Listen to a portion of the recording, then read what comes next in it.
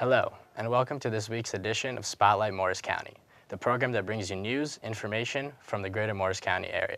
Students at CCM, members of the community, people doing good things. I'm your host, Daniil Barkov, and we are coming to you live from Alex DeCroce Media Center here at CCM. And how fitting that we have the director of this facility as our guest, Mr. Schilp. Thank you for joining us today. Thank you for having me. Now, I understand you've been a very big part of the facility here at CCM. Can you tell us more about it? Absolutely. I came to CCM about 7 years ago when the project to renovate the media center had just been hatched but had not been undertaken.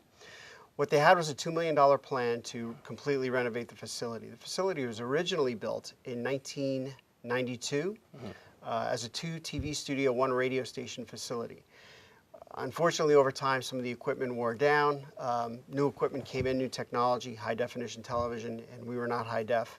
And of course, your generation doesn't listen to radio at all. You guys are Spotify, and so the radio station kind of died out before it even got here. So the plan was to knock down the radio station, combine it with the TV studio, make a larger second studio, renovate the full first studio, and then put in 2 new control rooms. And then we took our master control area where we had all of our equipment, we gutted it, and we turned that into a classroom that is now an editing classroom with 25 iMac computers. They're all networked together through a file server system to the control room in Studio B, which we're in right now, and Studio A, which is next door.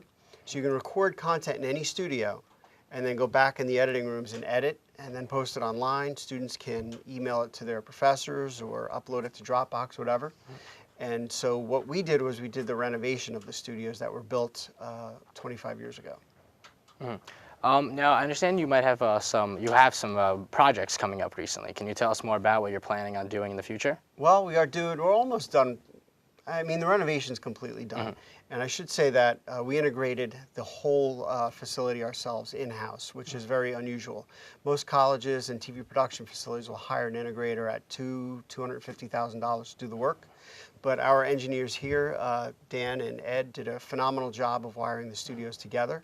So that saved the taxpayers and the college, obviously, about $250,000, which was great. Oh, wow. And now, you know, if there's ever a problem, we know how everything goes together. But we are replacing a couple of pedestals on the cameras here in Studio B. They're about 15 years old. Everything else, once that's done in the studio, will be no more than 5 years old. So it's all pretty modern technology. Oh, wow. Okay. Now, what about, I understand that you have you've also revived the, like YouTube, for example, and posting videos online for the school and stuff like that. Can you tell us more about that? Sure. When I got here, they were talking about having a capital campaign to raise the funds for the renovation. And once the capital campaign got underway, you know, I wasn't going to sit here and wait for the equipment to come in 2, 3, 4 years, however long it took to raise the funds. So what I did was we kind of revived our YouTube channel. When I got here, there hadn't been any videos posted to YouTube on the County College of Morris channel for the whole year prior. So we made it our goal to start producing more content to promote the college. And slowly we ramped up production, and now we average between about 55 and 80 videos a year for public consumption. And then we also do a bunch of internal videos for training and awareness, meetings, things like that, so that the staff and faculty here can, you know, be up front on what's going on in the college. Okay. Now, what about the faculty here? Can you tell us more about who is like a big part of this production here, and if you are looking at bringing in more people, or how students can get involved? Sure. Obviously, we're a college, so the primary goal is to educate students. We do have a number of alumni who are in the production field. In fact, 3 of them were at the Olympics this past week. Yeah. So we had 3 alumni from about a decade ago who were doing camera, Steadicam, and things like that at the Olympics. So we are producing students who go on to work in the field, which is our primary goal. So instruction goes on in the studios as well as in the editing rooms. And our editing classroom is also a It's like a film screening room. There's a surround sound audio system, a 20-foot video screen, and a high-def TV projector. So we're able to, they're able to produce content in class. They learn how to produce content in TV1, TV2, and then they are able to edit in the classroom and then view it in the screening room. They also have classes in there on media aesthetics, and that is the design and cinematography aspect of creating content. So they go in there and they watch some older films and they learn about shot selection and what shots should look like. So we have a media instructor who does all of that with the students. And then on the external side, in addition to producing content for the college, we also work with some nonprofit organizations here in Morris County and give them a hand in producing content, because it's very expensive to produce content, and a lot of them don't have a big budget at all. So we're able to have them come into the studios and do production work for them for YouTube videos, web page videos, and videos that they've used at their fundraising galas. Can you possibly give us some examples of organizations that have come in here and used your... Absolutely not, no. No? Okay. We've done work with the Housing Partnership. We've done work with NJ211, which are both nonprofits here in the county. Housing Partnership helps people get mortgages and housing settled. NJ211 is the official call center for the state of New Jersey when people have questions that need to be answered. About, especially with the heroin epidemic going on, people call them for help, and they refer people to different sources depending on what their problem is. You can call it financial problems, housing problems, drug problems, alcohol problems, and they help those people. And they have, I can't remember exactly, I did the video more than a year ago, but they cover like over 100 languages they're able to help people with. So callers throughout New Jersey can call in and get help on just about anything. Can you tell us more about what you like producing for the college? Sure. Not only do we have studio equipment, we've also purchased some remote camera equipment and microphones, so we can take them out in the field and produce content as well. My background is that I love sports and music the most, so the thing that I like doing the most is anything music content creation. So recently our drumming instructor, Professor Carl Latham, put on a show at a jazz club in Morristown. Carl has a jazz trio that put out an album 2 years ago, and they're really phenomenal. So we went to the club with 4 cameras and a bunch of students, and we recorded the performance. And it was great having a student crew, because I got to sit down and watch the show while they shot, and then we came back and I edited the production, which is on our YouTube channel. So I like doing music creation. Okay, great. Now we're going to take a quick break. Please stay tuned. We'll be back in a moment. Not all County College of Morris students look like me. Some look like me. Or me. Or me. Or me. We all come to CCM at different stages of life. And for different reasons. I plan to transfer to a university. I'm training for a new career as a nurse. But we all know one thing. CCM is where we want to be. So check out the website. Check out the website. Check out the website. And let CCM connect learning and your life.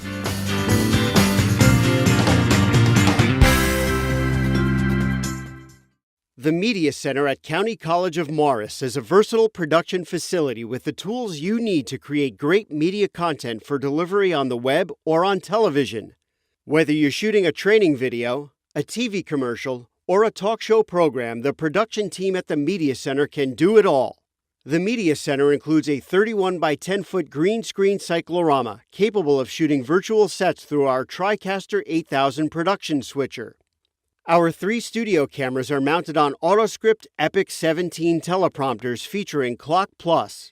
A 4th camera is available on a jib that measures up to 18 feet long. Talent can receive cues directly from a producer through our IFB system and wireless in-ear monitors. Our audio gear includes 6 wireless lavalier mics, 4 Sennheiser boom mics, and a sound isolation booth with an Electro Voice RE20 microphone, all mixed through our new audio console. All media content can be digitally recorded directly onto our hard drive, server system, or any media you supply.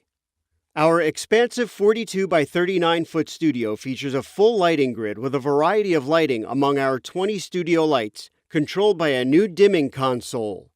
Talent can prep in our spacious green room, and you can utilize Media Center staff or supply your own production crew. No matter your production needs, the Media Center at County College of Morris can accommodate any production. Give us a call at 973-328-5288. Welcome back to Spotlight Morris County. I'm Daniil Barkov. We are here with Mr. Joe Schilp. Now, we've talked a lot about the studio and the productions for the school. Can you tell us more about your background? Sure. I guess we'll give a few lessons for all the college students that are watching. When I was in college, I started as a business major. Didn't really know what I wanted to do, but I knew I loved music. So I joined the radio station at college. I got involved with the concert committee at the college. First show I worked was blues guitar player George Thorogood. We were there for load-in, built the stage, built the lighting trusses, the sound system, and then I got to unpack his guitars with his road manager and just thoroughly enjoyed the experience. I said, you know what? Business isn't for me. I got to get somehow into production of some sort. All my friends were at the radio station, all my friends were on the concert crew, and that's where my interest lies. So lesson number one for you students out there, get involved in your campus, get involved in the different clubs and programs that they have, and find what your passion is. So that's what I really did in college, and that led me into doing TV sports. We did football, basketball, and baseball live on television at William Patterson College with an all-student crew. Most of the students that worked on the production with myself and my co-producer are all in sports now. We have people working at MSG, we have people working for the Detroit Tigers, people working for NFL Films. So it's just, you know, we all found our passion and focused on it. What did you do after college? How did you get into your career currently? Okay, so you know, my father was an aircraft mechanic. My mom was a stay-at-home mom, so I didn't know anyone in the field whatsoever. And that's another key point, students out there. Networking is everything, and I'll tell you about that in a second.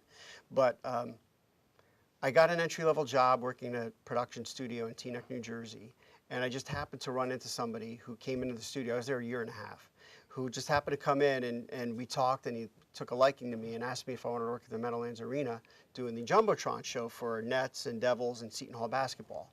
And I jumped at the chance. So now I'm working there. I'm doing, you know, Devils, hockey, and basketball, and loving every second of it. And I also got a part-time job. That was part-time. Another part-time job working for a production company that did work for Major League Baseball and the NHL. So I was working a lot of hours, a lot of nights, having fun, working sports. And in '94 and '95, the hockey lockout happened and the baseball strike happened. So I lost all my work. So lesson number 3, after networking, don't be lazy.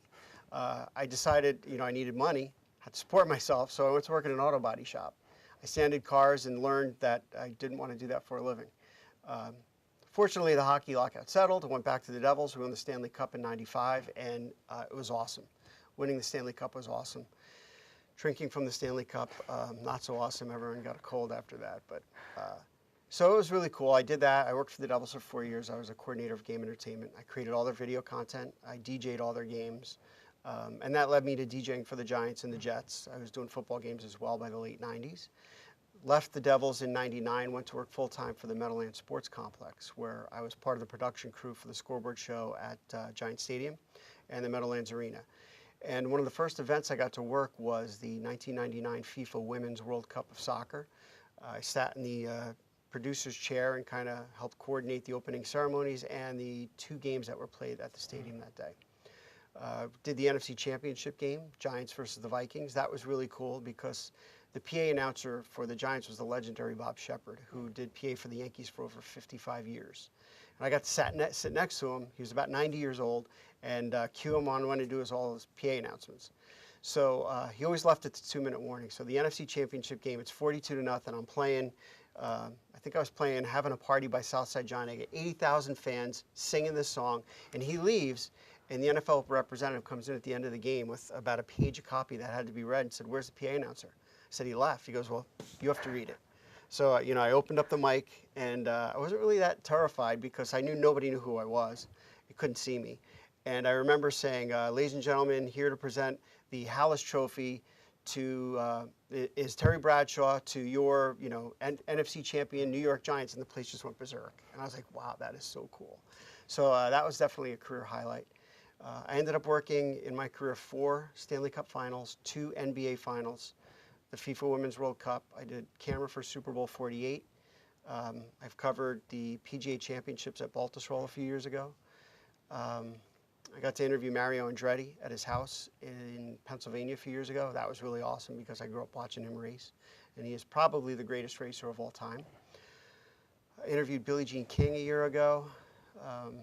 Just covered a lot of different events and had a lot of fun doing it. I've done over 2,000 events in my career.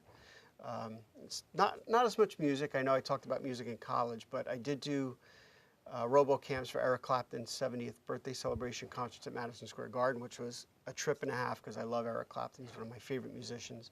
And just the whole backstage scene with, Roger Waters from Pink Floyd was there, and Steve Miller was there, and John Mayer was there, Doyle Bramhall, a ton of great musicians. So that was really awesome. But it's been a great career. I still got a ways to go. I'm looking forward to hopefully doing the Summer Olympics in LA in 10 years. That's when they're going to be, in 2028. Oh, wow. And hopefully that'll be the pinnacle after doing Super Bowls and everything else. Well, you've clearly had a very impressive career. Can you tell us more about advice for students, let's say just like networking and stuff like that? So yeah, a key thing is when they closed Giant Stadium, I got laid off. The Nets were moving to Newark, and then they were going to go to Brooklyn, so there's no more sports at the arena, so I got laid off. And immediately I used my network of connections to start landing freelance work before I ended up here full time. So I used a network connection to end up at New York Red Bulls, where I still work today. I work in the scoreboard room. We do the video production for all of their home games. That helped me connect with the person who produces Army football, so I do Army games. I use my network to get in at Rutgers football. I do sideline camera work for Rutgers football. I use my network with the Giants, obviously, after working with them for 11 years at the stadium, to get into MetLife Stadium. So now I work at MetLife Stadium on weekends as well, which is great, doing concerts, and Kenny Chesney, Paul McCartney, some big artists have played there, and working those shows has been phenomenal. But doing Giants games is great. We have, I guess, the NFL draft coming up in a month or two, so I'll be working that show for MSG Network. But it was all about networking. That's where I got. If it wasn't for networking, I would never have even left the T-Nex studio, really, if I hadn't met Eddie Anderson and he took a liking to me and brought me into the stadium. I ended up with the Devils through networking. I worked at the arena.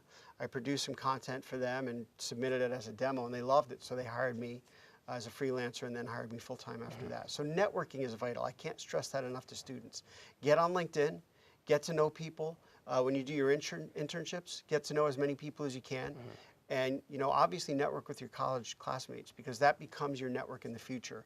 I've referred people I went to school with for jobs. They've referred me for jobs. I've stayed in touch with most of the people that I went through college with, and that has helped too. So networking is vital. Like I said before, when you're in college, find your passion. That's what it's all about. Take different courses, find out what you're really interested in.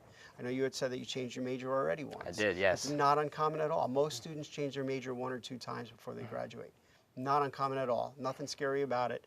But find your passion, find out what it is that you're really interested in, and pursue it. It's not always easy. Obviously there's more jobs in business, if I'd stayed a business management major, than there are in video production. But I found my niche, and I've thoroughly enjoyed my career, everything about it. If you'd like more information about media studies programs, please visit us online at www.ccm.edu. This has been another edition of Spotlight Morris County, and we'll see you again next time.